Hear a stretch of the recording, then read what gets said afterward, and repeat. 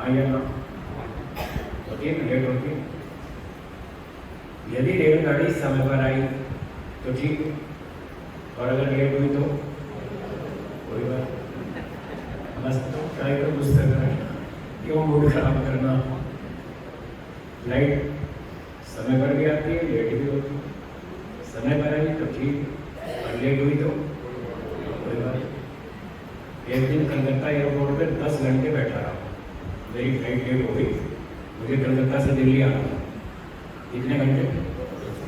10 घंटे पूरा दिन बैठा रहा, पर मैं दुखी नहीं हुआ।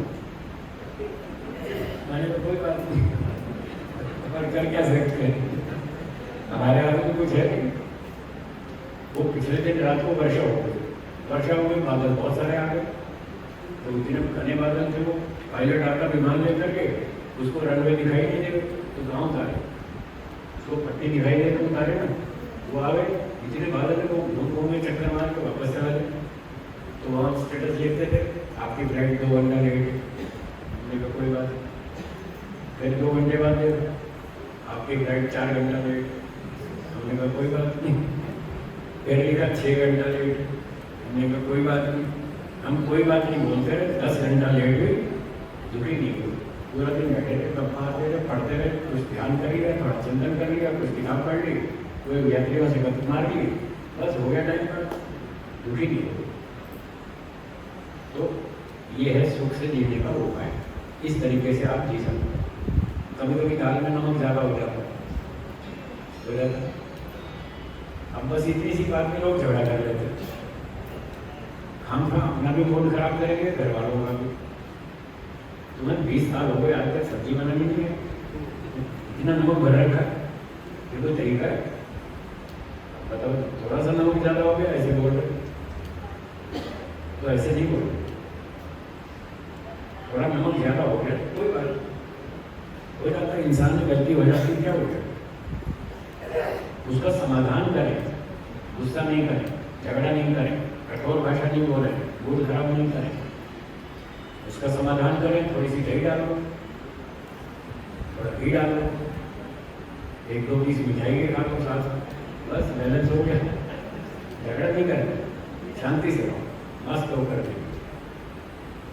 तो नमक ज़्यादा हो जाए, मिर्ची ज़्यादा हो जाए तो शोर नहीं करना, चिल्लाना नहीं, झगड़ा नहीं करना, आप भी प्रसन्न रहें, दूसरे को भी खुश रखें, ऐसे करना चाहिए। तो ये थे उपाय आनंद से जीने के।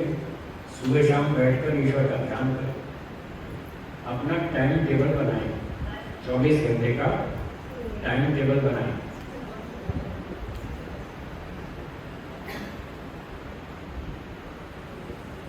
जिनकी इमरजेंसी ड्यूटी होती है उनको छोड़ देता हूँ, पुलिस वाले हैं, सेना वाले हैं, डॉक्टर लोग हैं, उनकी ड्यूटी का कोई टाइम नहीं होता। रात को 2 बजे भी उठना पड़ता है, रोगी आ गया बेचारा, 2 बजे 1 बजे भी उठना पड़ता है, उनको छोड़ दीजिए, उनको जैसा टाइम मिले वैसा कर लीजिए। पर जो शेड्यूल वाले हैं, टाइम पर ऑफिस जाना, टाइम पर छुट्टी होती है, वो अपना टाइम टेबल बनाए, मोटी दिनचर्या। रात को 10, साढ़े 10, 11 बजे तक सो जाए, सुबह 4, साढ़े 4, 5 बजे तक उठ जाए, अपना पानी वानी पी के फ्रेश हो जाए, थोड़ा व्यायाम करें अपनी उम्र के हिसाब से, दंड बैठक, दौड़, पीटी, वेट लिफ्टिंग, सैर, जो भी कर सकते करें। फिर नहा धो के अपना ईश्वर का ध्यान करें, 15 मिनट 20 मिनट कम से कम सुबह ईश्वर का ध्यान करें, आपको शांति मिलेगी, आनंद मिलेगा। जैसे आप अपने मोबाइल फ़ोन की बैटरी चार्ज करते हैं और शाम तक बैठ डाउन हो जाती है, फिर शाम को दोबारा चार्ज करें। ऐसे आत्मा की बैटरी को भी चार्ज करें, आत्मा की बैटरी भी तो डाउन होती है ना। जैसे मोबाइल फ़ोन की बैटरी डिस्चार्ज हो जाती है, आत्मा की बैटरी भी डिस्चार्ज हो जाती है। तो सुबह सुबह बैठ के अपनी बैटरी फुल कर लें, जैसे मोबाइल बैटरी फुल कर लें। वो फुल कैसे होती है? ईश्वर का ध्यान करने से। आत्मा की बैटरी चार्जिंग वहाँ से होती है। और दिन भर फिर अपने काम धंधे में लगेंगे, लोगों से मिलेंगे, बातचीत करेंगे, ऊंचा नीचा होता रहेगा, तो शाम तक आपकी सारी बैटरी डिस्चार्ज हो जाएगी। तो शाम को फिर 20 मिनट बैठे, फिर दोबारा चार्ज करें, ईश्वर का ध्यान करें। तो ऋषियों ने बताया 2 बार अपने आत्मा की बैटरी को चार्ज करें, फिर उससे आपका 24 घंटा बढ़िया रहेगा। एक काम अपने घर में हवन करें, गेट करें, दैनिक गेट 15-20 मिनट में हो जाता है, इससे ज़्यादा नहीं लगता समय। तो अपने घर में हवन करें, अपने बच्चों को ज़रूर बिठाएं हवन में। बच्चे सुबह स्कूल जाते हैं तो शाम को करें, उनको शाम को बिठाएं। बच्चे शाम को जाते हैं तो सुबह हवन करें, उनको सुबह हवन करवाएं। बच्चों को ज़रूर सिखाएं, नहीं तो ये धीरे धीरे आपके बच्चे विदेशी बन जाएंगे, या तो अन्य संप्रदाय में चले जाएंगे या वो विदेशी बन जाएंगे। आपके बच्चे नहीं रहेंगे, क्योंकि आपने उनको धर्म सिखाए। आजकल वो केरल वाली फिल्म देखी आपने, उसमें देख लिया ना, हम लोगों ने अपने बच्चों को धर्म नहीं सिखाया, इसलिए वो चले गए। तो अपने बच्चों को धर्म सिखाएं, संडे सिखाएं, हवन सिखाएं, संडे को आर्य समाज में बच्चों को साथ लाएं, उनके छोटे छोटे कंपटीशन करा दें। आज गीत प्रतियोगिता, भजन प्रतियोगिता, आज आर्य समाज के नियम सुनाए जाएंगे, आज स्तुति प्रार्थना के मंत्र सुनाए जाएंगे। कोई भी बच्चों के कार्यक्रम रोचक उनके स्तर पे, कोई कविता सुनाए, कोई चुटकुले सुनाए, कोई कहानी सुनाए, कोई कथा सुनाए, तो इस तरह के बच्चों के कार्यक्रम भी रखें। उसके कारण से बच्चे भी आएंगे। जवानों के कार्यक्रम रखें, उनको भी रुचि होगी, और बड़ों के भी रखें, सब तरह के कार्यक्रम रखें। सबको यहाँ साप्ताहिक सत्संग मिलना चाहिए, सबको थोड़ी थोड़ी खुराक मिलनी चाहिए, तो उनको पता चले कि हमारा धर्म क्या है। मैंने एक से पूछा आपका धर्म कौन सा है, आपकी धर्म की पुस्तक कौन सी है? बोला मैं हिंदू हूँ। तो मैंने कहा आपकी धर्म पुस्तक कौन सी है? बोला गीता। अब गीता कोई धर्म की पुस्तक थोड़ी, वो तो इतिहास की पुस्तक, हिस्ट्री। गीता में तो इतिहास लिखा है ना, कि कौरव पांडव का युद्ध हुआ, कैसे कैसे हुआ, वो तो इतिहास की किताब है, वो धर्म की पुस्तक नहीं है। जिसको अपनी धर्म की पुस्तक का पता नहीं, कभी किताब खरीदी नहीं, कभी देखी नहीं, कभी पढ़ी नहीं, कोई टीचर ढूंढा ही नहीं, बताओ वो धर्म की रक्षा कर पाएगा? है जी? तो धर्म की पुस्तक पहचान नहीं, धर्म की पुस्तक है वेद। कौन सी? वेद। तो धर्म की पुस्तक हमारी वेद है। वेद कौन सी भाषा में? संस्कृत। तो वेद पढ़ना पड़ेगा, संस्कृत सीखनी पड़ेगी। आप कहेंगे कि संस्कृत आती नहीं, तो अंग्रेजी आती, ठीक है, सीखिए नहीं। आज कंप्यूटर के बिना कोई चलता है क्या? सबको कंप्यूटर चलाना पड़ता है, उसके बिना जीना मुश्किल है। तो कंप्यूटर सीखने के लिए अंग्रेजी सीखनी पड़ती है, डॉक्टर बनने के लिए, इंजीनियर बनने के लिए, पायलट बनने के लिए अंग्रेजी सीखनी पड़ती है। तो जैसे रोटी कमाने के लिए आपको अंग्रेजी सीखनी पड़ती है, तो धर्म की रक्षा के लिए संस्कृत भी सीखनी पड़ेगी, तब धर्म बचेगा, नहीं तो नहीं बचेगा। दूसरे संप्रदाय वाले अपने बच्चों को थप्पड़ मार मार के गुरुद्वारे ले जाते हैं, हाँ या ना? कोई चर्च में ले जाता है, कोई गुरुद्वारे ले जाता है, कोई मस्जिद में ले जाता है, सबके ऊपर कानून है, थप्पड़ मार मार के चलो। जब तक कलमा नहीं पढ़ोगे तब तक खाना नहीं मिलेगा, जब तक प्रार्थना नहीं करोगे तब तक भोजन नहीं मिलेगा। पर अपने यहाँ कोई नियम, अपने यहाँ भी नियम बनाइए।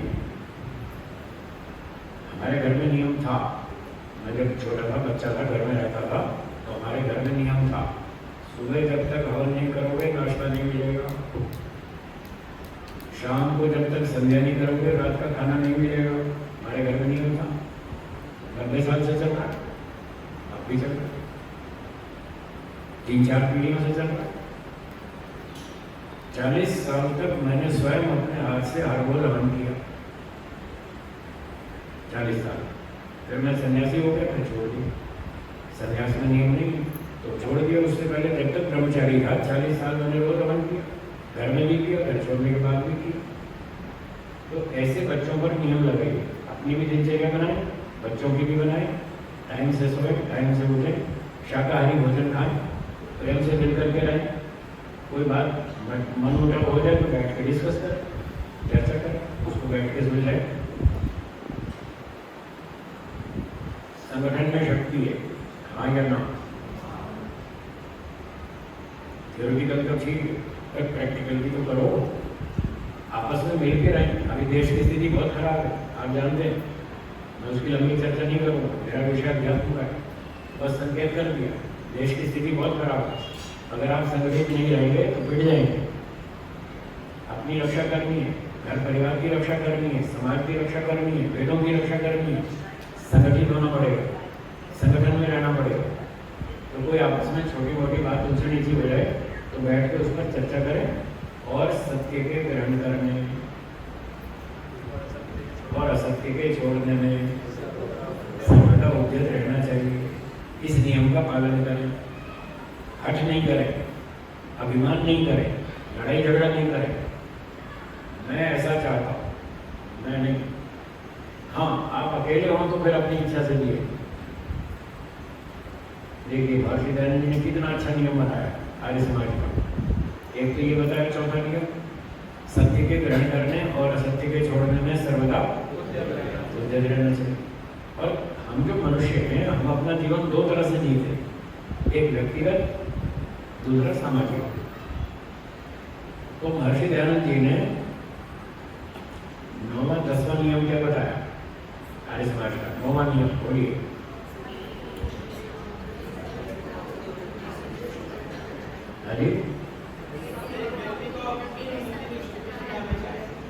सबकी उन्नति में अपनी उन्नति। और 10वां नियम सामाजिक सर्वहितकारी नियम पालने में स्वतंत्र और प्रत्येक हितकारी नियम में। तो जब आप व्यक्तिगत काम करें तो स्वतंत्र, अपनी इच्छा से खाओ, घूमो फिरो, जो करना। अकेले हो तो अपनी मर्जी से, और परिवार के साथ है तो फिर सामाजिक नियम में स्वतंत्र।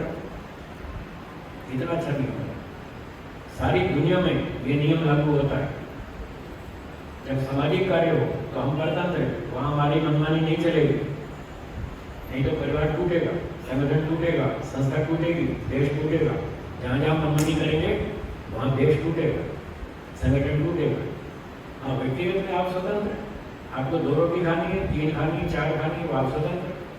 गेहूँ की खानी है, ज्वार की खानी है, बाजरे की खानी है, वो आपकी इच्छा है, खाओ, जो मर्जी खाओ।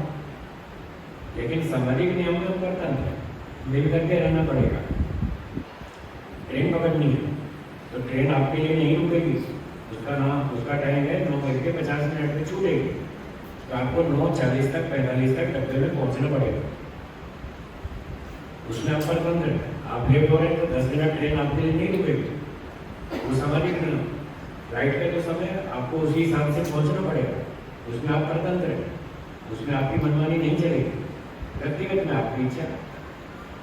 तो बहुत सी बातें मैंने बताई, इस तरह से दिनचर्या बनाएं, नियमों का पालन करें, शाकाहारी भोजन खाएं, अंडे मांस से बचें, नशों से बचें, बीड़ी सिगरेट, जुआ शराब, रिश्वतखोरी, बुरे काम से बचें।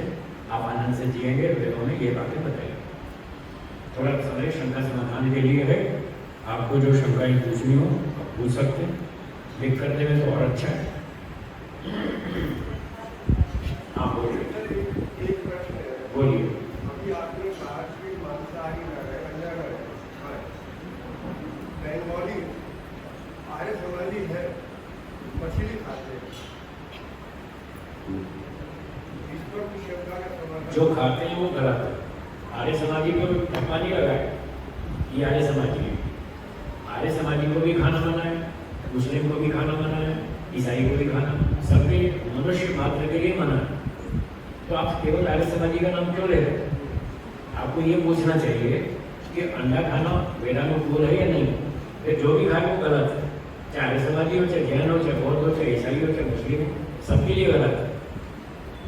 मेरा उत्तर समझ में आया? हाँ, तो जो नियम है वो नियम पूछे, किसी एक व्यक्ति पर आरोप मत लगाइए। हाँ जी, और कोई प्रश्न हो तो बोलिए। हाँ बोलिए जरूर। जी, आपने बताया कि हमें व्यक्ति का परीक्षण करना चाहिए। तो परीक्षण करने के बाद उसका धन बल और बुद्धि अगर अधिक होगी तो अभिमान बढ़ता जाएगा। पर आमतौर पर हमें कुछ ऐसे भी व्यक्ति जीवन में मिलते हैं जो मिथ्याभिमान है, उनको गलत प्रूव भी कर देंगे कि मैं आप इस पॉइंट पे गलत हूँ, फिर भी वो कहेगी कि मैं तो सही हूँ, मेरी बात माननी तो मानो, नहीं तो जाओ। ठीक है। ऐसे लोगों से देखो रिलेशन क्या है। अगर बाहर का है, घर से बाहर का है, घर का सदस्य नहीं है, तो छोड़ो, उसको छोड़ो। दूसरी दुनिया बहुत लंबी है, उस आदमी को छोड़ो, दूसरे से व्यवहार करो। घर का सदस्य है तो सावधान करो। अब हम दो हैं, आपकी मनमानी 100% हम पर नहीं चलेगी, नियम से चलो। हम भी तो आपकी बात मानते हैं, तो आपको भी हमारी बात माननी पड़ेगी। आपको भी मैं तो ऐसे करूँगा, ऐसे नहीं चलेगा। तो उसको बार बार समझाएं, 4 आदमी मिलकर उस पर दबाव डाले, सामाजिक नियम में परतंत्र है, उसका पालन करवाएं तो समस्या हल होगी। ठीक, बोलिए सर। हाँ नमस्ते।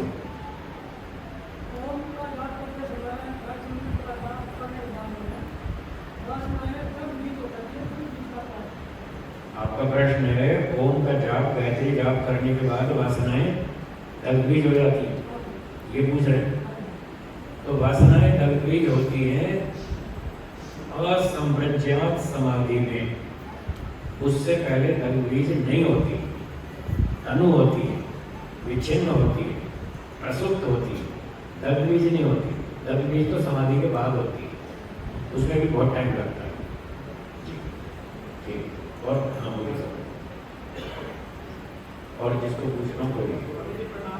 हाँ नमस्ते। जैसे आपने बताया जो हम कर्म करते हैं उनके जो फल हमें मिलते हैं कुछ फल उससे मिल जाते हैं। जैसे आपने बताया कि कुछ जी परंतु हम जीवन में ऐसे कर्म भी करते हैं जैसे आपने बताया उनके कर्मों का फल अगले जन्म में इस रूप में मिलेगा। जी, इस रूप में मिलेगा, इस रूप में मिलेगा, वो आपने बताया। हाँ। जैसे 50% या 60%। ठीक ठीक है। अब मेरा शंका ये है कि जो हम लोग कर्म करते हैं उसकी रिकॉर्डिंग कहाँ पे, ईश्वर पर कैसे करते हैं? जो हम कर्म करते हैं उसकी रिकॉर्डिंग कहाँ पे ईश्वर कहाँ हम कैसे करते हैं? 3 जगह पर होती है। एक तो हमारे मन में, एक हमारी आत्मा में, और तीसरी ईश्वर के खाते, ईश्वर के पास। 3 जगह उसकी रिकॉर्डिंग होती है। उत्तर मिलेगा, ये शास्त्रों में लिखा है, मैं अपनी ओर से कुछ नहीं कह रहा हूँ। मैं जो भी कहता हूँ वेदों की, ऋषियों की बातें कहता हूँ, अपनी ओर से कुछ नहीं कहता, क्योंकि मैं मनुष्य हूँ, मैं गलती कर सकता हूँ, इसलिए मैं अपनी बात कहता ही नहीं। गलती करता नहीं, मुझे पता है आदमी कितनी गलतियाँ करता है। न्याय दर्शन में लिखा है कि आदमी 54 प्रकार की गलतियाँ करता है। कितनी? 54 मिस्टेक्स, और वो मुझे सारी मालूम है। मैं सारी दिन रात यही काम करता हूँ और गलतियों से बच के बोलता हूँ। तो शास्त्रों में लिखा है 3 जगह पर उसकी रिकॉर्डिंग होती है जो हम कर्म करते हैं, एक मन में, एक आत्मा में, और एक ईश्वर में। ठीक, और प्रश्न बोलिए। जैसा आपने कहा कि हमें इच्छाओं को सीमित कर देना चाहिए अगर हम सुखी रहना चाहते हैं। अगर हम इच्छाओं को सीमित करेंगे तो क्या हम पुरुषार्थी कम नहीं हो जाएंगे? क्या कम हो जाएगी? पुरुषार्थ करना भी कम कर देंगे। बिल्कुल कम नहीं होगा। क्योंकि मान लीजिए मेरे पास एक साइकिल है, अगर मैं स्कूटर की इच्छा नहीं रखूंगा तो उसके लिए पुरुषार्थ भी नहीं करूँगा। इसका उत्तर सुनिए।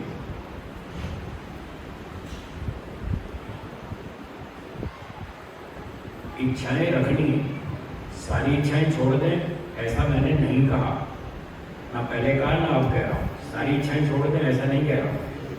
अपनी क्षमता के अनुसार इच्छाएं रखें। गलती कहाँ होती है? क्षमता तो है 10 पैसे की और इच्छा रखते हैं 50 पैसे की, वहाँ मार खाते हैं। उसको कम करने के लिए कह रहा हूँ। इच्छा, आपकी क्षमता है 10 पैसे की, तो 10 पैसे की इच्छा करो, 11 की करो, 12 की करो, तो आप पुरुषार्थ करेंगे 10 के 12 तक भी पहुँच जाएंगे। क्षमता है 10 पैसे की और इच्छा रखते हैं 50 पैसे की, तो फेल ही होना। मेरी बात समझ में आएगी? तो इस तरह से करें, इच्छा करें, पुरुषार्थ भी करें। जी हाँ बोलिए। पिछले दिनों में चर्चों से चर्चा हो रही थी सत्याग्रह प्रकाश के 32,000 बार इसके भी उत्पत्ति होगी, बस प्रलय होगी, इतना मोक्ष की अवधि है। तो उनके मन में प्रश्न आया कि इतना लंबा समय मोक्ष के लिए कोई शॉर्टकट नहीं है? ये अष्टांग योग ही पूरा करना पड़ेगा, यम नियम पालन करने में ही बड़ा कठिन लग रहा है। कठिन लग रहा है? इसमें कुछ ऐसा हम, ये शॉर्टकट है, शॉर्टेस्ट कट है, शॉर्टेस्ट है, इससे छोटा कोई रास्ता नहीं। बाकी तो लंबे रास्ते, लंबे क्या वो तो पहुंचाएंगे ही, उल्टा मंजिल से दूर ले जाएंगे, बाकी तो सब बेकार है। यही एक ही रास्ता है। वेद में लिखा है न अन्य पंथा विद्यते यदाय सुना है आपने, दूसरा कोई रास्ता ही नहीं है, ही एक रास्ता। अब आप इसको शॉर्टकट बोलो या काउंटकट बोलो, एक ही रास्ता है। वही आपको करना है, वही मुझे करना है, सबके लिए एक ही रास्ता है। पिछले ऋषियों ने भी यही किया, हम भी वही कर रहे हैं, आपको भी वही कर रहे हैं। आप मुझे सीए की डिग्री चाहिए, कोई शॉर्टकट बताओ, मुझे सीए की डिग्री चाहिए, 6 महीने में दिलवा दो, है कोई शॉर्टकट?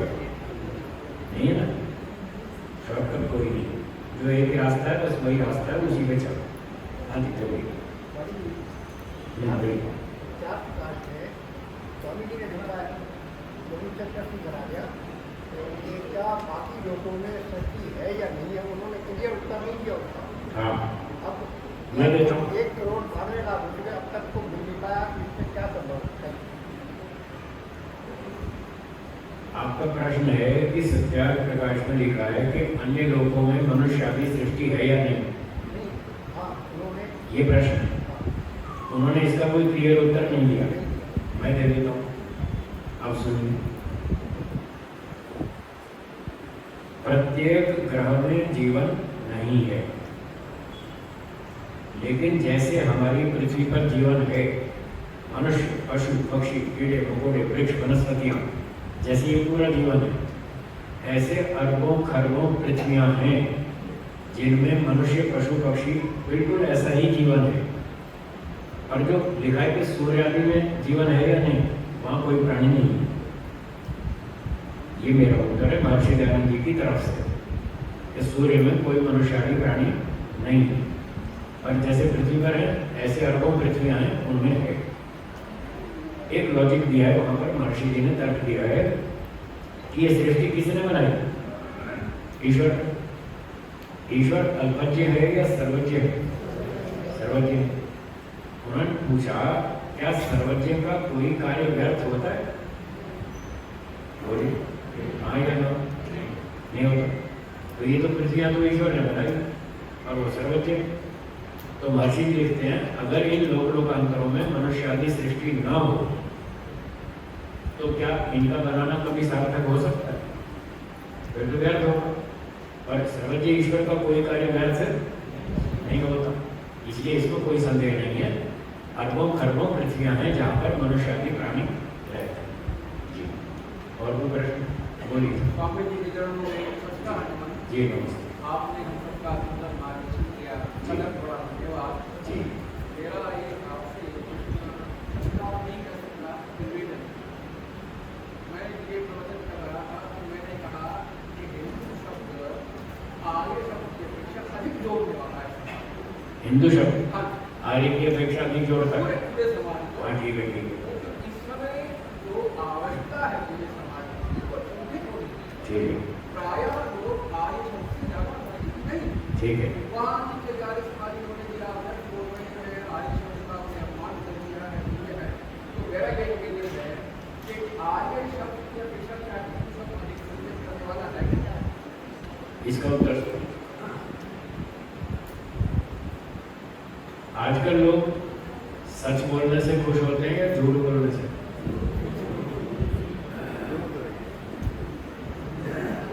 हाँ जी उत्तर दीजिए। जो मैंने पूछा उसका उत्तर दीजिए। सच बोलने से खुश होते हैं या झूठ बोलने से? मुझे आपके मुंह से सुनना है। सच बोलने से प्रसन्न होते हैं? होते हैं क्या? दोनों बातें हैं, कुछ होते हैं ज्यादातर लोग सच बोलने से प्रसन्न होते हैं या झूठ बोलने से? झूठ बोलने से होते हैं। तो क्या हम झूठ बोलना शुरू कर दें? आपने मेरा महाराज समझा नहीं, तो कहना चाहता मैं समझाऊंगा ना, जो मैं पूछता हूँ उतना उत्तर दो तो समझ में आएगा। ठीक है, वो आप ठीक है। अगर लोग झूठ बोलने से खुश होते हैं तो क्या हम झूठ बोलना शुरू कर दें? ऐसा नहीं कर सकते। आज जो जिसको आप हिंदू कह रहे हैं, अब मेरी बात ध्यान से सुनिए तो आपको समझ में आएगी। अगर आपने पहले से गांठ बना रखी है कि नहीं मैं जो मानता हूँ वही ठीक है, तो मुझे कुछ नहीं करना, क्योंकि मैं कहूँगा तो आपके सर में जाएगा नहीं। आपने ताला लगा रखा है, मेरी बात को घुसने नहीं देंगे, तो मैं क्यों बोलूँ? अगर दिमाग खोलकर सुने और उस पर विचार करें तो आपको समझ में आ सकता है। हर्ष ना करें, मेरी बात को पहले सुन लें, उस पर 2 दिन 3 महीना 2 महीना 3 महीना चिंतन करें, शायद आपको 2-3 महीने बाद समझ में आ जाएगी बात। तो मैं ये पूछ रहा था कि सच बोलने से लोग नाराज होते हैं और झूठ बोलने से खुश होते हैं, तो क्या हम झूठ बोलना शुरू कर दें? नहीं कर सकते ना। अब मेरी अगली बात सुनिए, ये जो आजकल जो हिंदू लोग हैं, जो आप कह रहे हैं हिंदू कहने से ये ज़्यादा संगठित होते हैं, ज़्यादा जुड़ते हैं, ये हिंदू लोग हिंदू कब बने? बोलिए, कब बने? क्या सृष्टि के आरंभ से नहीं, या बाद में बने थे? बाद में बने। जब ये हिंदू बने उससे पहले क्या थे ये? हाँ जी, तो आर्य ही तो है। हम उनको आर्य कहकर वापस याद दिलाना चाहते हैं कि तुम आर्य हो, वापस अपने आप को पहचानो। तो आर्य कहकर उनको वापस हम अपने साथ जोड़ सकते हैं। आपको मेरी बात समझ में आ जाएगी, मैं इस बात की कोई गारंटी नहीं ले रहा हूँ, मैं कोई गारंटी नहीं दे रहा कि आपको समझ में आएगी। हाँ, इन बहुत सारे लोगों को मेरी बात समझ में आ गई है, आ भी जाएगी और आ भी गई है। आपको आएगी नहीं आएगी मुझे नहीं मालूम, और मेरा उत्तर यही है कि जो आज अपने आप को हिंदू कहते हैं उनको ये सिखाएं कि आप हिंदू नहीं हैं, आप आर्य हैं। आप बीच में भूल गए, आपको नाम हिंदू देके आपने हिंदू स्वीकार कर लिया। हिंदू बनने से पहले तो आप आर्य ही थे।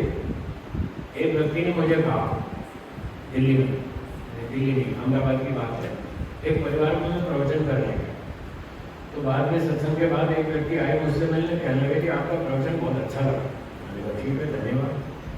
क्या कहाँ जाते? मैंने कहा देश भर में जाता।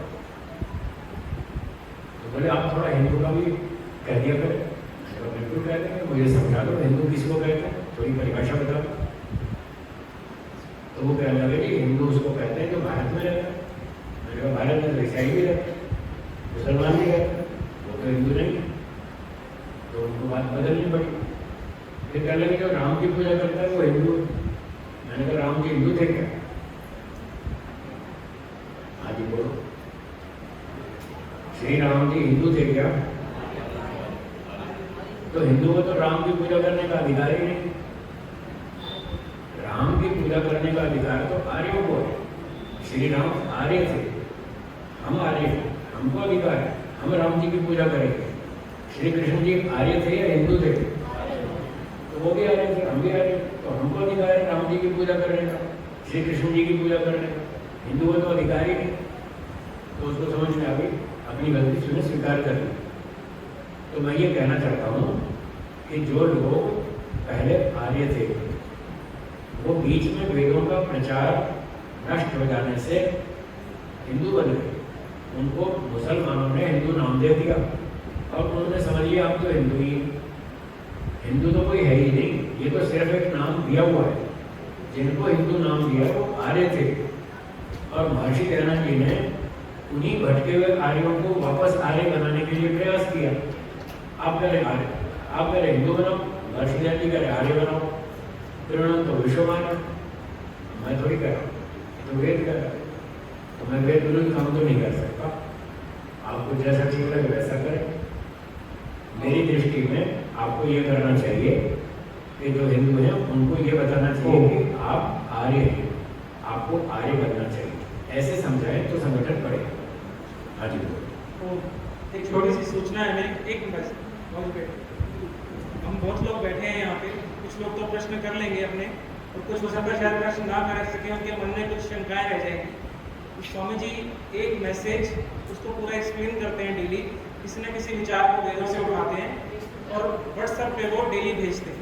तो जो लोग भी उस व्हाट्सएप ग्रुप में जुड़ना चाहें कृपया अपना नाम लिखकर प्रधान जी को, मंत्री जी को या मुझे दे दें, फिर हम उनको उस ग्रुप में जोड़ देंगे। तो स्वामी जी का एक विचार छोटा सा 2 लाइनों का होता है, उसके बाद उसकी पूरी एक्सप्लेनेशन भी होती है। तो जो लोग भी उस व्हाट्सएप ग्रुप में जुड़ना चाहें कृपया अपने नाम लिख के प्रधान जी को, मंत्री जी को या मुझे दे दें, हम उस ग्रुप में उनको जोड़ देंगे।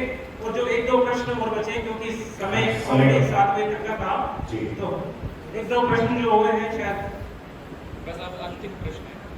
गुरु जी, पहले तो मेरा प्रणाम। नमस्ते। समाज में दो शक्तियां हैं, एक दैविक शक्तियां, एक आसुरी शक्तियां। ठीक है, आजकल आसुरी शक्तियां बढ़ रही हैं, ठीक है। उसका क्या उपाय?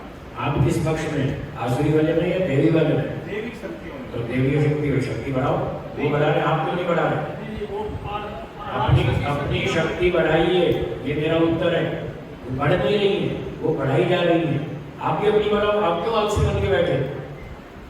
अपनी देवी शक्तियों को बढ़ाओ, संगठन करो, प्रेम से रहो मिल करके, तो आपकी शक्ति बढ़ेगी।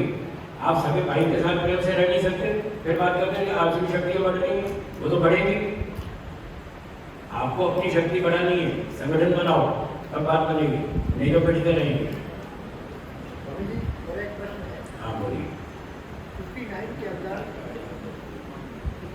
अंदर ऐसी जैनों की दीक्षा करा थी। माइक से बोलिए, सुनाई कम दे रहा।